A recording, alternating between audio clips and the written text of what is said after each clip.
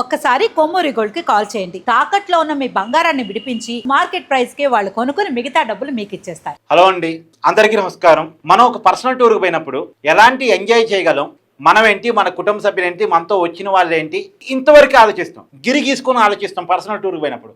కానీ పర్సనల్ టూర్కి కూడా పోయి ప్రజల గురించి ఆలోచించి ప్రభుత్వానికి సంబంధించిన పనులను చక్కబెట్టే వాళ్ళని ఏమనాలి? ఇలాంటి నాయకులు మనకి అరుదుగా కనపడుతూ ఉంటారు.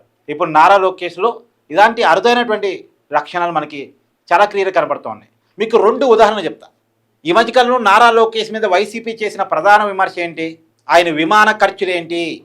ఆయన క్రికెట్ మ్యాచ్ చూడటానికి వెళ్తున్నారు. జగన్ ప్రెస్ మీట్ అన్నాడు, ఆయన క్రికెట్ మ్యాచ్ చూడటానికి వెళ్తున్నారు. ఇప్పుడు క్రికెట్ మ్యాచ్లు చూడటం అవసరమా? టీవీలో చూడొచ్చు కదా, ఇంట్లో కూర్చొని చూడొచ్చు కదా అని విమర్శ చేశాడు. దానికి నారా లోకేష్ గట్టిగానే కౌంటర్ ఇచ్చారు.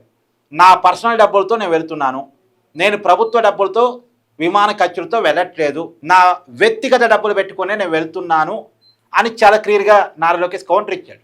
సరే, అది పక్కన పెడితే క్రికెట్ మ్యాచ్లకి వెళ్ళినప్పుడు నారా లోకేష్ గారు ఆయన అక్కడ ఉన్నటువంటి క్రికెట్ మ్యాచ్ చూడటానికి వచ్చే వాళ్ళంతా సహజంగా చాలామంది పారిశ్రామికవేత్తలు ఉంటారు, చాలామంది బిజినెస్ మోడల్ వాళ్ళు ఉంటారు, తర్వాత క్రికెటర్స్ ఉంటారు. వాళ్ళతో పర్సనల్ రిలేషన్ బిల్డ్ చేసుకుంటూ ఇప్పుడు 2 ఉదాహరణలు మీకు చెప్తాను. ఒకటి, కొలంబో వెళ్ళారు నారా లోకేష్ గారు క్రికెట్ మ్యాచ్ చూడటానికి. అక్కడ ఆదిత్య మిట్టల్ని కలిశారు. ఆదిత్య మిట్టల్ వాళ్ళు గతంలోనే ఒక MOU కుదుర్చుకున్నారు ఆంధ్రప్రదేశ్లో స్టీల్ ప్లాంట్ పెట్టడానికి. అయితే దానికి కొన్ని కొర్రీస్ ఉన్నాయి.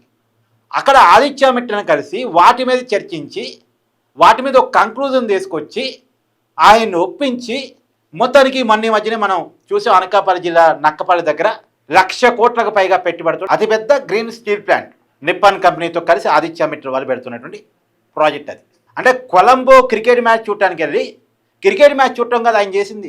ఆదిత్య మిట్టల్తో సమావేశమై ఆంధ్రప్రదేశ్కి పెట్టుబడి ఎలా పట్టుకురావాలి, ఎలా ఇన్వెస్ట్ చేయించాలి, పారిశ్రామికవేత్తలను ఎలా ఒప్పించాలి, ఆ పని మీద నిమగ్నమయ్యాడు ఆయన. మనకి 1,00,000 కోట్లకు పైగా పెట్టుబడి కనపడతా ఉంది, కళ్ళ ముందు కనపడతా ఉంది. ఇదొక భాగం. రెండో ఉదాహరణ చెప్తాను మీకు నేను. ఆయన క్రికెట్ మ్యాచ్లకు వెళ్ళిన ప్రతిసారి సచిన్ టెండూల్కర్ని కలవడం, లేదా ఇతర క్రికెటర్స్ని కలవడం, వాళ్ళతో పర్సనల్ ర్యాపో మెయింటైన్ చేయడం. మనం చూసాం ఆంధ్ర యూనివర్సిటీ శతాబ్ది వచ్చే వాళ్ళకి సచిన్ టెండూల్కర్ గెస్ట్గా వచ్చారు. ఆయన ఏపీ బ్రాండ్ని ప్రమోట్ చేస్తానని చెప్పారు. నిజానికి సచిన్ టెండూల్కర్ భారత రత్న అవార్డు గ్రహీత, మాజీ పార్లమెంట్ సభ్యుడు, అంటే రాజ్యసభ సభ్యుడిగా ఉన్నాడు గతంలో. ఒక ఇంటర్నేషనల్గా ఒక బ్రాండ్ ఉన్న క్రికెటర్. నిజానికి ఆయన భారత రత్న ఇచ్చారు, గౌరవించారు. ఆయనకి రాజ్యసభ ఇవ్వడానికి కూడా ఉన్న కారణం ఏంటంటే ఆయన భారతదేశానికి ఒక ప్రతీక క్రికెట్లో. ఆయనకి ఇంటర్నేషనల్ వైడ్గా ఒక క్రేజ్ ఉంది. ఆయన బ్రాండ్తో వెళితే మనకి పారిశ్రామికవేత్తలు ఈజీగా క్యాచ్ ఆన్ అవుతారు.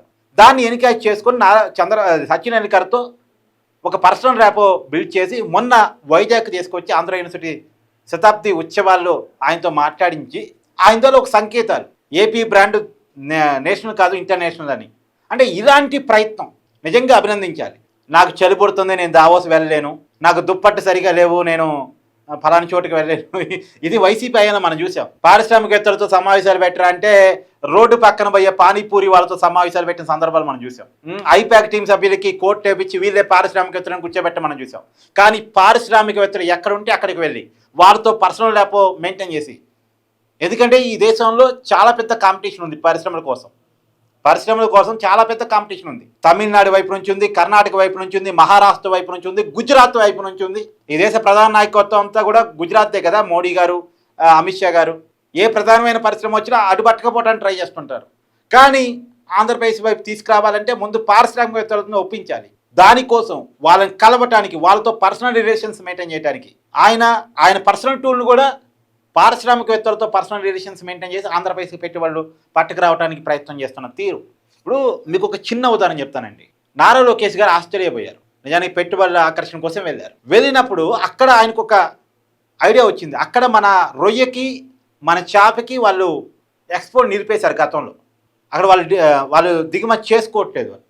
నిలిపేస్తే వాళ్ళతో మాట్లాడి, అది నిజానికి కేంద్ర ప్రభుత్వం చేసిన పని, రాష్ట్ర మంత్రి చేసే పని కాదు. ఆయన అక్కడ వాళ్ళ అధికారులతో మాట్లాడి, మన కేంద్ర ప్రభుత్వంతో మాట్లాడి, మధ్యలో ఉన్నటువంటి క్వారీస్ అని చెప్పి తొలగించేసి మన ఆంధ్ర రొయ్యని ఆస్ట్రేలియాతో ఒప్పందం కుదిర్చిన వ్యక్తి. ఇది ట్రంప్ కనుక మన మీద సుంకాలు మోపినప్పుడు మన రొయ్యల ఎగుమతికి ఇబ్బంది ఏర్పడ్డప్పుడు నారా లోకేష్ చేసిన పని.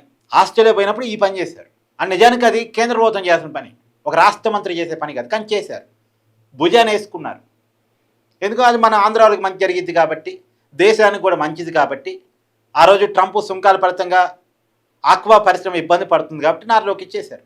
ఇలాంటి అనేకం నేను ఇవన్నీ కేవలం ఎగ్జాంపుల్స్ కోసం చెప్తున్నా. సో నిజానికి జగన్మోహన్ రెడ్డి గారు ఇక్కడే కొన్ని పాఠాలు నేర్చుకోగలగాలి అవసరమైతే.